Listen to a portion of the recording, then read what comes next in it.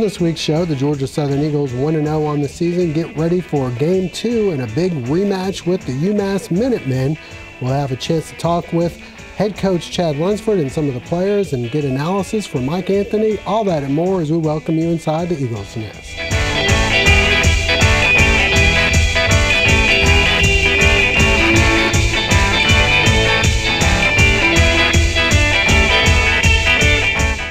Welcome inside the Eagles Nest. I'm Josh Aubrey, being joined by Mike Anthony, the sports editor and Georgia Southern beat writer for the Statesboro Herald. And Mike, the Georgia Southern Eagles took care of business this past Saturday. Wasn't, flashy. Defense did well, except for one drive. The offense looked pretty good, especially there in the second half.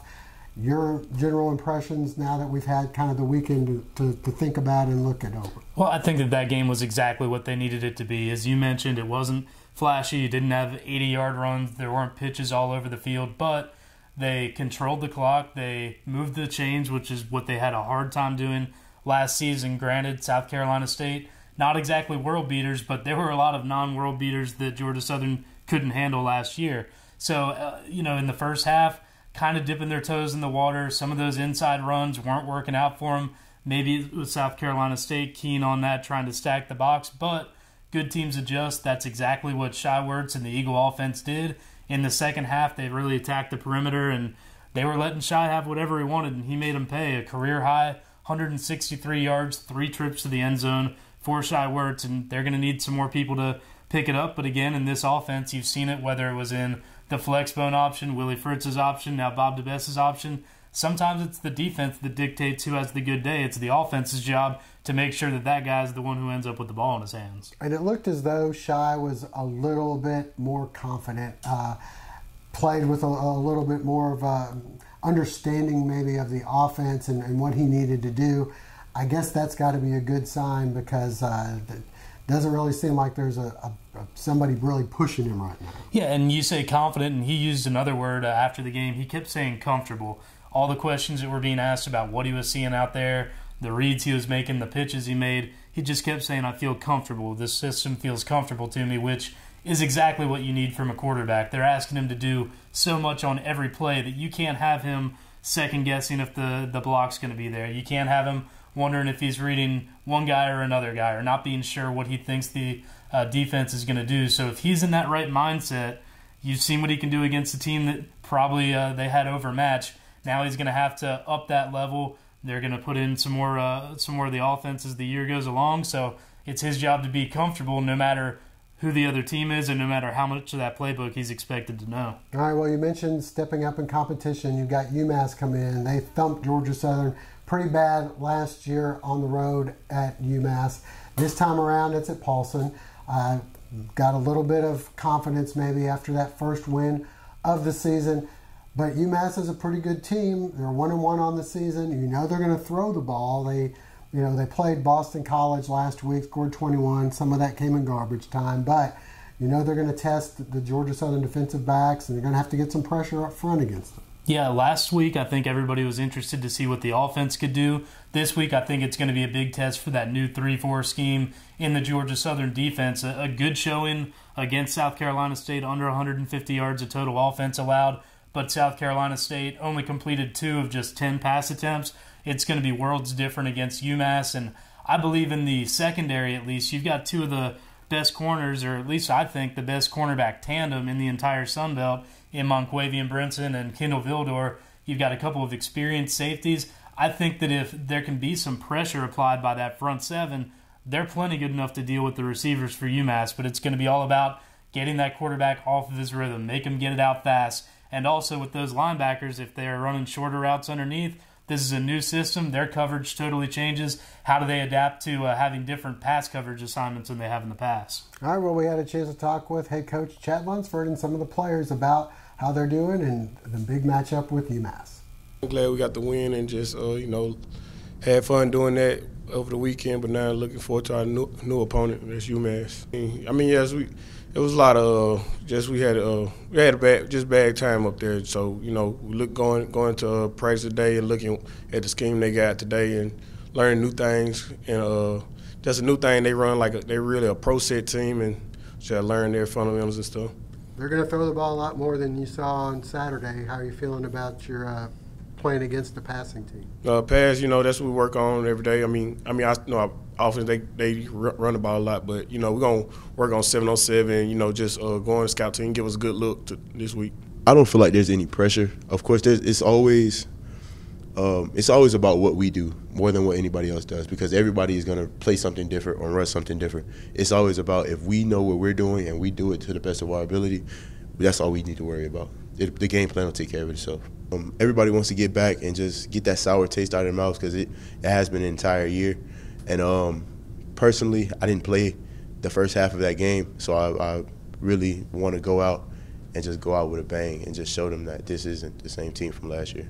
So I saw a disciplined football team. I do see tons of room to grow. We learned a lot about ourselves. I think each kid learned a lot about themselves out there in the environment. I know we played over 20-plus guys. That was their very first college football snap. So we learned a lot about ourselves. This will be a good test this week to see where we stack up. You'll start to see more of the playbook come out this week with our offense. We went into the last game simple on purpose. 3 new starters on the offensive line, and then I'd have to go back and look at it. But when we talk about 20-plus players playing their first snap of college football, I thought it was really important to go in this game and guys not be too concerned about knowing the whole playbook. And I think it's important that we grow each week. And so offensively, you'll see that continue to grow. We got to get the inside run game established, but now it's a lot about what South Carolina State was doing. It became a perimeter game, and I thought the coaches and I did think that our players did a good job adjusting to that and seeing what was working, what was going to work for us, and taking advantage of that. I think we're still a work in progress there. Defensively, I'm not sure. Obviously, I think they played very well. But I'm not sure. It'd be really interesting this week to see, against this UMass team. It's always a challenge from week to week because you go play different teams, and it may not be that they have a different identity. It's just there's different players. And UMass is a good football team, well coached. On offense, they do a really good job of personnelling and trying to get it in matchups with their good players. And on defense, they really play hard, a lot of effort, really aggressive. So this will be a really good test for us this week, and see how we improve from week 1 to week 2. I don't think our team has that issue right now of being emotional from anything from last year. I think they're very locked into their daily process, and also getting to this game and knowing this is the next game and it's the most important game to us. I don't see them getting emotional about that. I do think the whole season's about them proving themselves. This football team wants to prove themselves. So I think the whole season's about that, and that obviously it's now with UMass.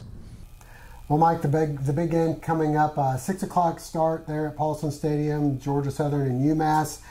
Let's get some prediction time here. How do you feel the game will play out? I think that Georgia Southern's really had this one circled on their calendar. Last year, both of these teams went into their game against each other with 0 wins between them. And you could see the two teams go in different directions. UMass wins that game. They beat App State the next week or 2 weeks after that. Georgia Southern continued to go down. That was the last game coached by Tyson Summers. They had to wait until the last couple weeks of the season to get a few wins on the board. But Georgia Southern, I think they've shown that they've turned at least a little bit of a corner. I think that their offensive identity is closer to where it needs to be. I don't expect fireworks again, but I expect a similar offensive effort.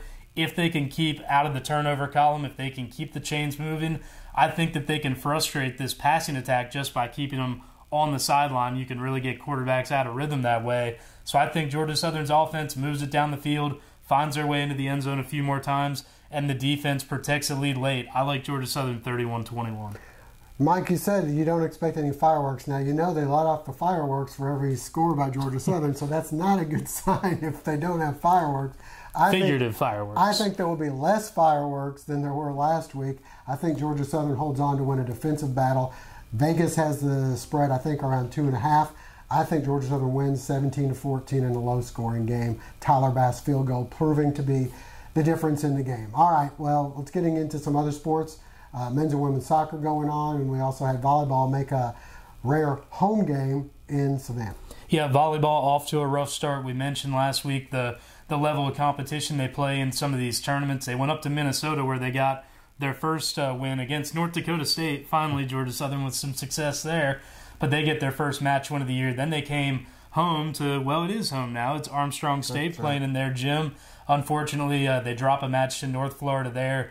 They're back in preseason action. Conference play still a little ways off for volleyball. As for soccer, last week on Friday, the men and women split. The women got their second win of the year on Sunday afternoon. The guys still rolling along. They're both in action this Friday. The guys will be at home against Florida Gulf Coast, and the girls make the short trip up the road to play at Kennesaw State. And then finally, it's golf season, or at least the fall portion of golf season. The women's team will wait another week to get into play, but the guys' team goes up to the Ocean Course at Kiowa to get things started.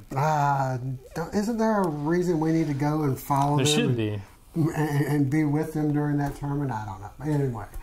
Well, good luck to the Georgia Southern teams as they're all in action coming up this weekend. Georgia Southern football, 6 o'clock at Paulson against UMass. Hope to see you there. For Mike Anthony, I'm Josh Aubrey.